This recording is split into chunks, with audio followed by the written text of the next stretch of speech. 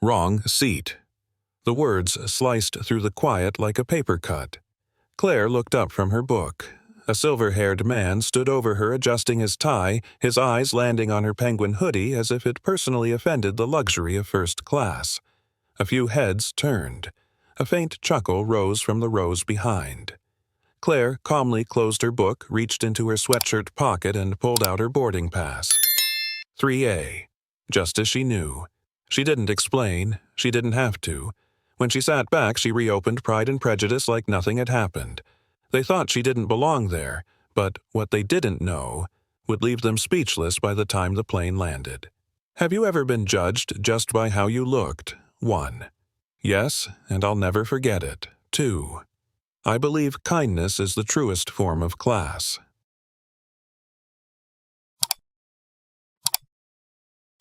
Claire Bennett sat quietly folding her boarding pass and slipping it back into the front pocket of her hoodie.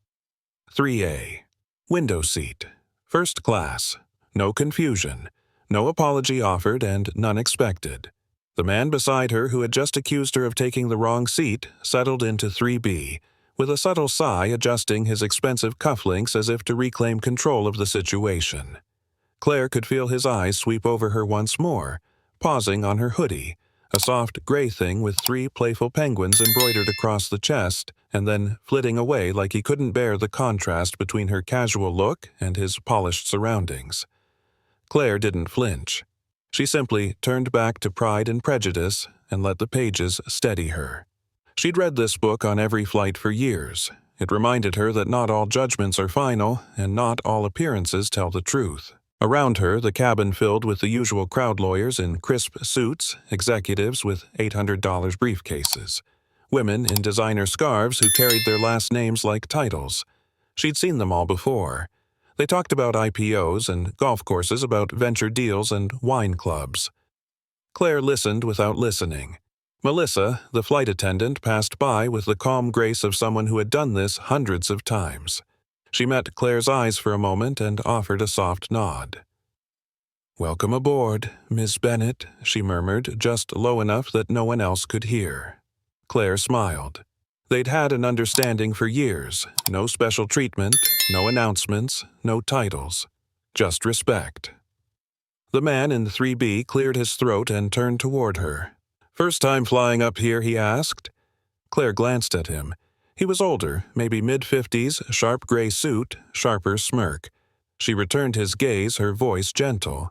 "Not quite." He replied, eyes sliding back to her hoodie. "Most people dress for the experience, out of respect, you know." Before Claire could respond, another man across the aisle, tall, younger, wearing a navy blazer with too much confidence, let out a soft chuckle. "Yeah," he said, looking at her and then at 3B. "They give upgrades to just about anyone these days." Their eyes met, and Claire saw something familiar in them, the lazy certainty of men who'd never had to explain themselves. She smiled just slightly and returned to her book. Her mother once told her, "Grace is choosing not to answer every insult." The flight continued boarding. Claire tuned out the numbers, the carry-on luggage shuffling past the repeated instructions from the cabin crew. She kept her bubble intact, her book, her breath, her thoughts. A woman, seated behind her smart suit laptop, open, clearly working, looked up for a moment. Her eyes flickered with something like recognition when she saw Claire. But when Claire offered the tiniest shake of her head, the woman just smiled faintly and went back to typing. Claire appreciated that. Some people understand discretion is a form of respect. She leaned her head back and looked out the window. The tarmac shimmered in the late morning sun. A fuel truck hummed by. Someone in a neon vest signaled to a baggage cart. Mundane beauty. She liked these moments before takeoff when everything was still possible and no one had yet revealed who they truly were. The backpack beneath her seat was worn from years of use.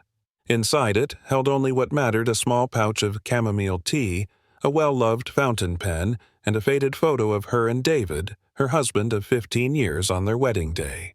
She in a simple white dress, he in navy blue, no tux, no spectacle, just joy. The plane began to pull back from the gate. The cabin jolted slightly and a hush fell over first class as the engines came alive. Claire closed her eyes for a second and breathed in slowly. They didn't know who she was. They didn't know what she carried. But up here, 35,000 feet above assumptions, truth had a way of finding its voice.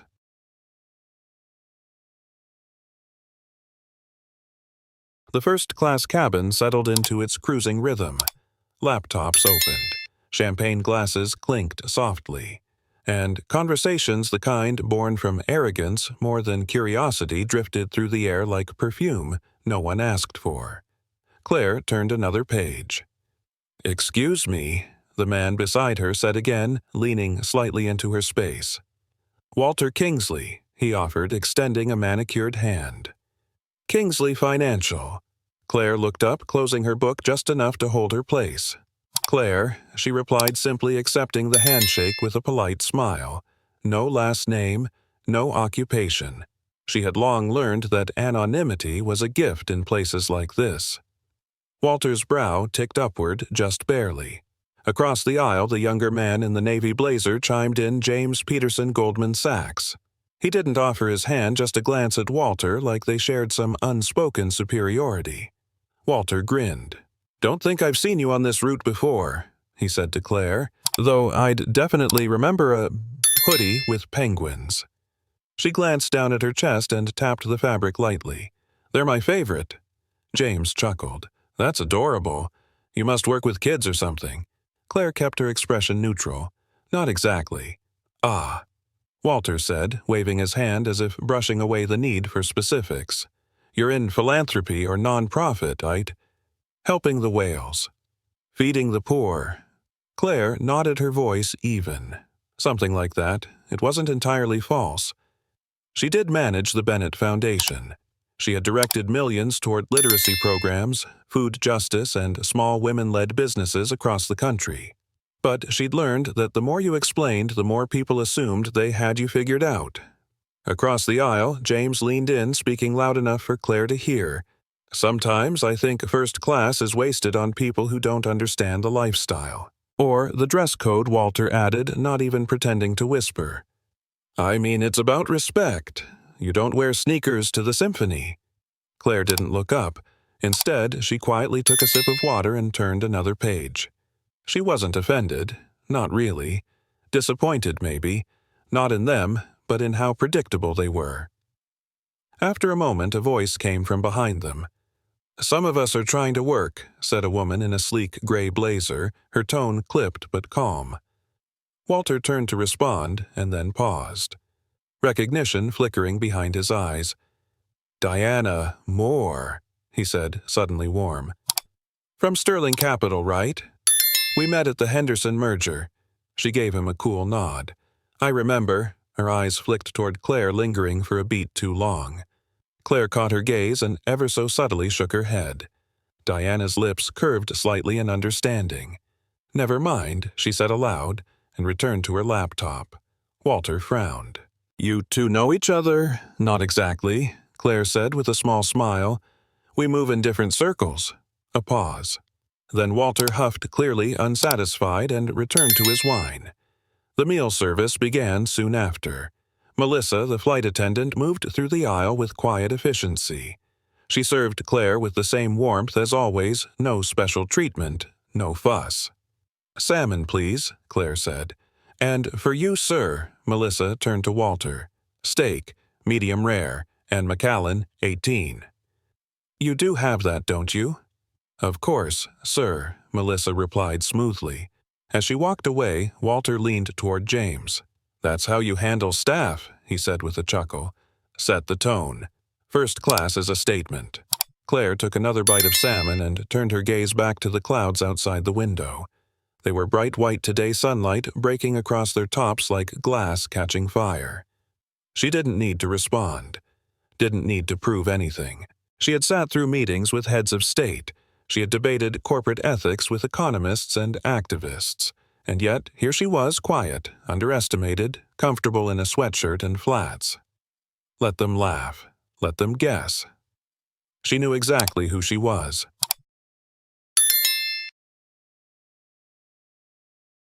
The bathroom mirror cast back a pale, slightly tired version of Claire. She splashed cold water on her cheeks and inhaled slowly. In the stillness of that tiny space, the chatter, the assumptions, the polished arrogance of the last hour seemed to echo behind her. Normally, she could let it all go, let them talk, let them laugh. But today wasn't normal. She had just spent a week caring for her sister through a complicated recovery. Sleep had been scarce. Emotionally, she was worn thin. And now the men in row 3 had decided her presence in first class was their punchline. Claire looked into her own eyes. They still held fire. That was good. As she stepped back into the aisle, the scent of overcooked steak wafted toward her. Walter was lecturing James on how to tell when beef was properly rested. Trevor, someone Claire hadn't even noticed until now, had joined them. Younger, flashier, and clearly eager to impress, he leaned in like a student at a master class in pretension. Claire slipped quietly back into her seat, grateful for Melissa's gentle nod as she walked by. "So," Claire, Walter said, swirling his scotch as if it added weight to his words, "how does someone in philanthropy end up flying first class regularly? Husband, boyfriend, or just one of those mileage freaks?" Claire turned her head slowly. "I manage a foundation," she said, her tone even. "We support literacy, food justice, and women-owned small businesses. That's where I spend my miles." James gave a polite smirk. "Sounds like a passion project. Must be nice not to worry about profit. Some of us work for a living," Trevor added, adjusting the collar of his shirt. "You know, real-world stuff." Claire blinked once. "You're right," she said quietly. "Real-world stuff matters." Behind them, Diana Moore shifted slightly in her seat, her eyes narrowing. She had clearly heard enough. Then the captain's voice came on the intercom. "Ladies and gentlemen, this is your captain.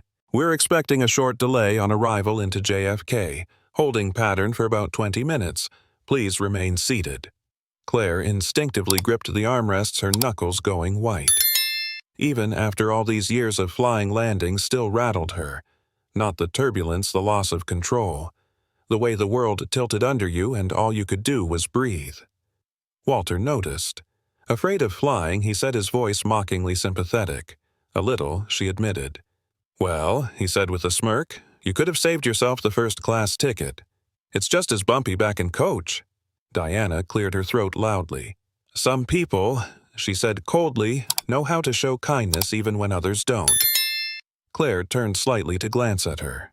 Their eyes met one woman to another, both used to navigating spaces not built for softness. Claire gave the tiniest nod of thanks. Melissa returned a few minutes later with a small cup. "Chamomile tea," she said softly. "Thank you," Claire murmured, genuinely touched. Walter's eyebrows rose. "On a first-name basis with the crew, you must fly this route often." Claire offered no answer. The men resumed their conversation and Claire focused on her breathing. But the words they exchanged, flippant, ego-filled, began to shift. Trevor spoke up. "You know who I'd love to meet? David Bennett. The guy who saved this airline. The Bennett acquisition was genius." James nodded. "Turned a failing company into a luxury brand in under 5 years. That takes vision." Walter scoffed. "Vision and timing. And a hell of a trust fund. Let's not pretend the man started from nothing." Claire didn't move, but her fingers curled slightly tighter around her cup. "I heard he still replies to customer emails himself," James added. "PR nonsense," Walter declared. "No executive has time for that. It's all image." Claire thought of the evening she'd sat beside David while he read every message aloud, the lost luggage complaints, the thank-you notes from grateful families, the handwritten letters from soldiers returning home. He responded to each one. "Anyway," Trevor said, lowering his voice, "his wife is the real jackpot. Former designer, now runs their foundation. Married very well." James nodded. "Claire Bennett. I saw her photo once. Gorgeous. Quiet type, though. Not flashy." Walter chuckled. "Smart woman. Knows where the power is. Still, no one gets to the top without a little help. Connections, money, marriage. It's all the same." Claire set her tea down slowly. It wasn't anger she felt. It was clarity. They hadn't just misjudged her. They had revealed themselves.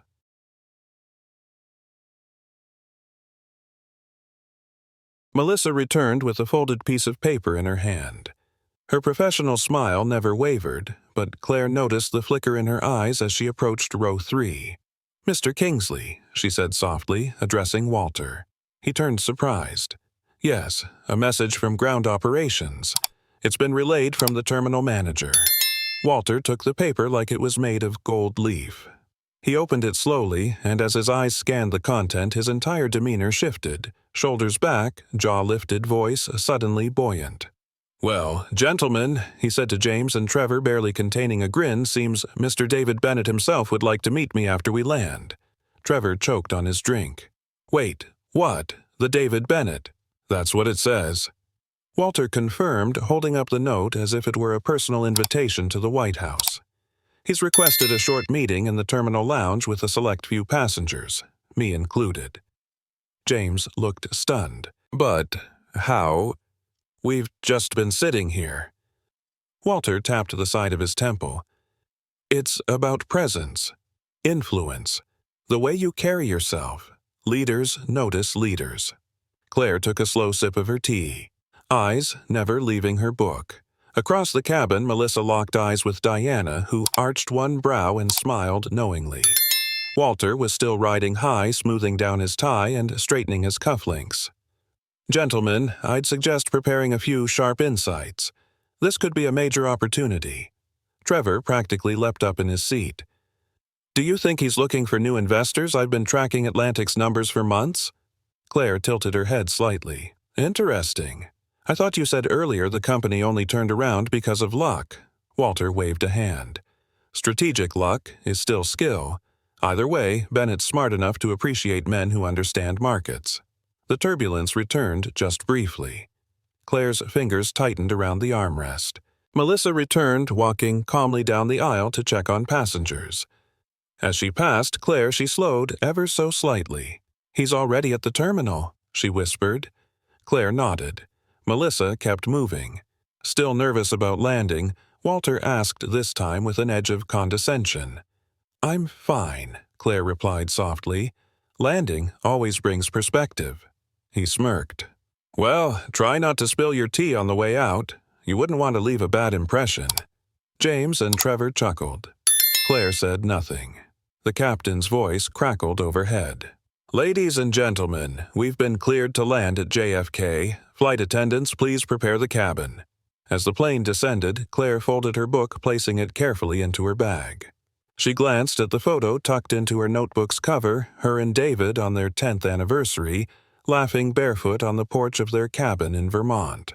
The wheels touched down with a gentle bounce, and the familiar relief of a safe landing swept through the cabin. Claire exhaled slowly. Applause broke out softly somewhere behind her. Walter didn't clap. He was too busy checking his reflection in his phone screen. "Gentlemen," he said, rising as soon as the seatbelt sign chimed off, "let's make sure we're at our best." Trevor adjusted his collar. "What if we pitch him a joint venture?" James nodded. "He might be looking for boutique partnerships." Claire stood slinging her worn canvas backpack over one shoulder. She waited. Walter and the others exited the plane ahead of her, walking quickly into the jet bridge, each wearing a suit and a sense of entitlement. Claire took her time. As she stepped into the terminal, Melissa gently reached out and touched her elbow. "Mrs. Bennett," she said with the smallest of smiles, "your husband is waiting in the VIP lounge. I can escort you." Claire paused. Then, eyes twinkling, she shook her head. "I think I'll take the regular way today." Melissa's smile deepened. "I figured you might." Claire walked down the main hallway deliberately within view of Walter, James, and Trevor, who were now standing near the terminal exit, straightening jackets and checking watches. And then she saw him. David. No title, no entourage, just David. Standing there in a navy suit, no tie hair slightly tousled, holding a coffee and scanning the crowd. Their eyes met. His face lit up. She walked straight into his arms. "Hello, love," he murmured. "How was the meeting?" she teased. "Oh, I've just been waiting for the smartest woman in this terminal." She turned slightly, letting her arm rest casually around his waist, just enough for the others to see. And see they did. Walter's face paled. His mouth opened slightly, then closed. Trevor froze mid-step. James just blinked rapidly. Claire met their eyes and smiled.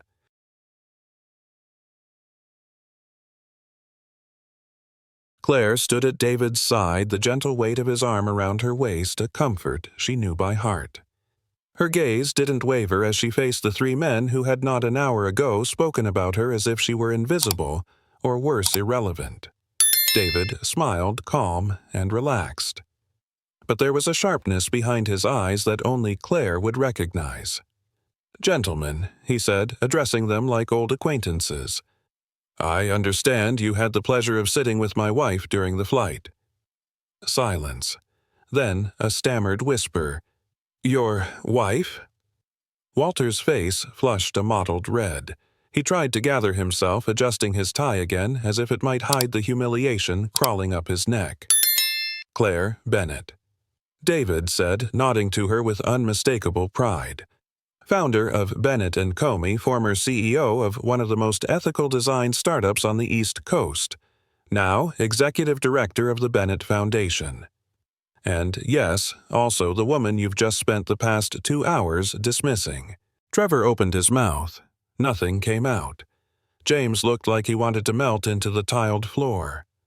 Claire took a small step forward, not to gloat, but to give clarity where they had assumed so much. "I wore this sweatshirt because it's comfortable," she said, her voice calm and clear. "I sat quietly because I wanted peace.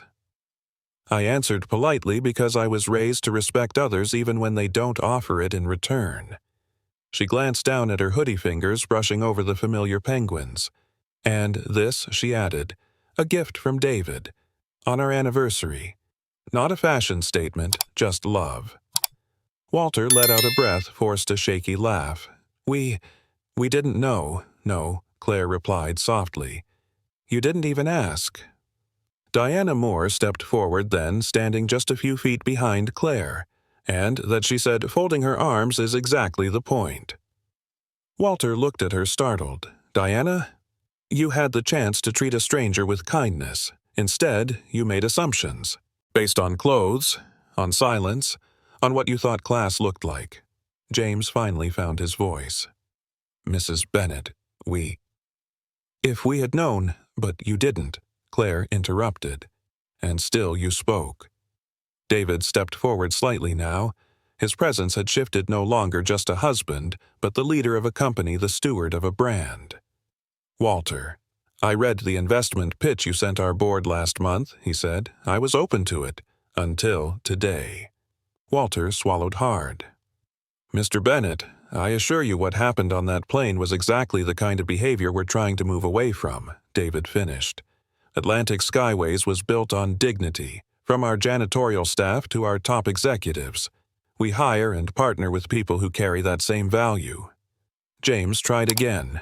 "We sincerely apologize both to you and your wife. This was a terrible misunderstanding." Claire gave a small nod. Apology accepted, but not forgotten. Trevor took a cautious step forward. You really manage the Bennett Foundation." Claire smiled. "And I remember every grant application that came from your firm's PR fund last year. 3 were denied. Now I know why." David checked his watch, then looked at Claire. "Ready to go?" She nodded, looping her arm through his. But just as they turned to leave, Claire paused. She looked back at Walter, who was now standing alone, his 2 companions slowly edging away, unwilling to remain in the blast radius. "Mr. Kingsley," she said gently, "your watch is beautiful, by the way, but it's 3 minutes fast." Walter blinked. She tapped her own wrist where a simple silver band ticked quietly. "Sometimes a little recalibration goes a long way." With that, Claire and David walked toward the exit, not rushing, not looking back. Their driver waited just outside the VIP entrance, the door already open. As they settled into the back seat, Claire exhaled long and steady. "Think he'll learn anything from this?" she asked. David smiled. "He might. But that's not why you did it." "No," she agreed, resting her head on his shoulder. "I just didn't want to become what they expected me to be." Outside the car window, Melissa was walking back toward the gates. She caught Claire's eye and gave her a quiet thumbs up. Claire smiled back then, leaned into the man who never once asked her to prove her worth. Not with words, not with wealth, and certainly not with appearances.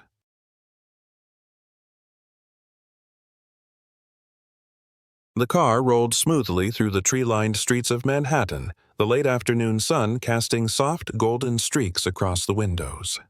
Claire sat back, her fingers still loosely interlaced with David's. Neither of them spoke for a moment. The silence wasn't heavy. It was full, a silence earned. Then David broke it. He called your work a hobby. Claire smiled, faintly eyes on the buildings blurring past. I've been called worse, by people with fancier watches. David turned his head toward her. You know I would have come onto that plane if Melissa hadn't assured me you were handling it. Claire looked at him. I'm glad you didn't. It meant more this way. He nodded. You were brilliant.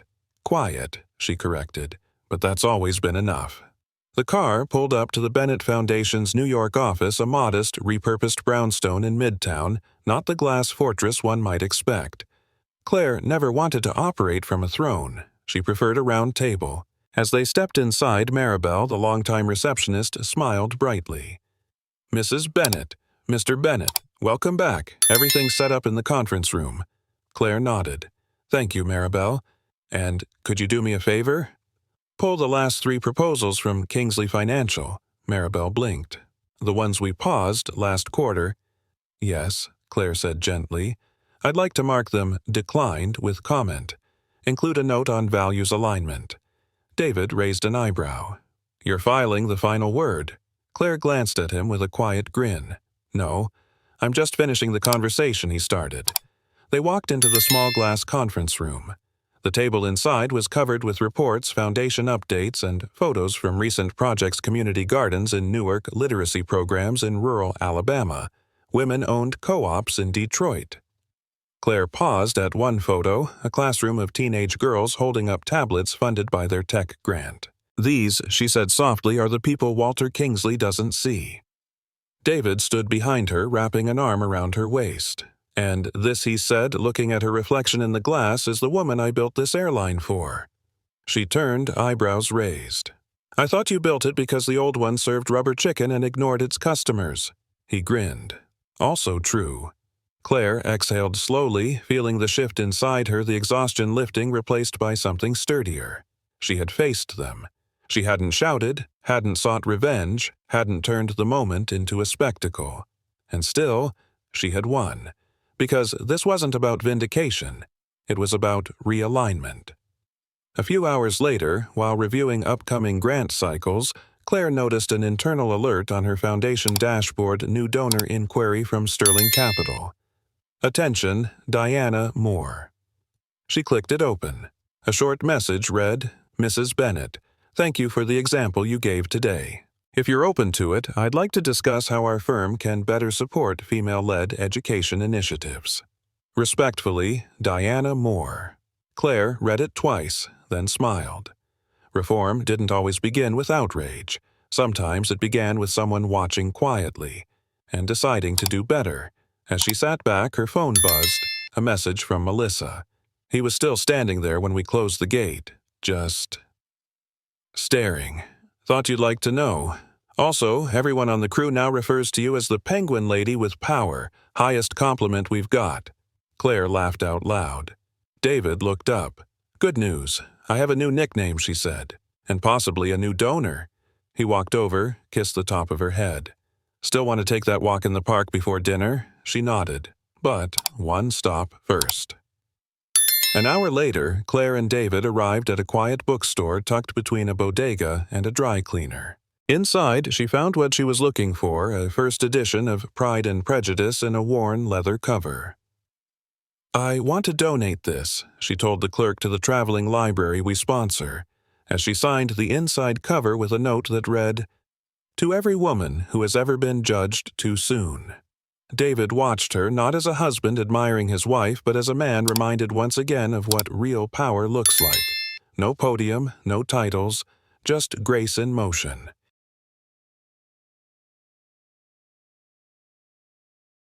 The evening air in Central Park was crisp, laced with the smell of turning leaves and quiet conversations.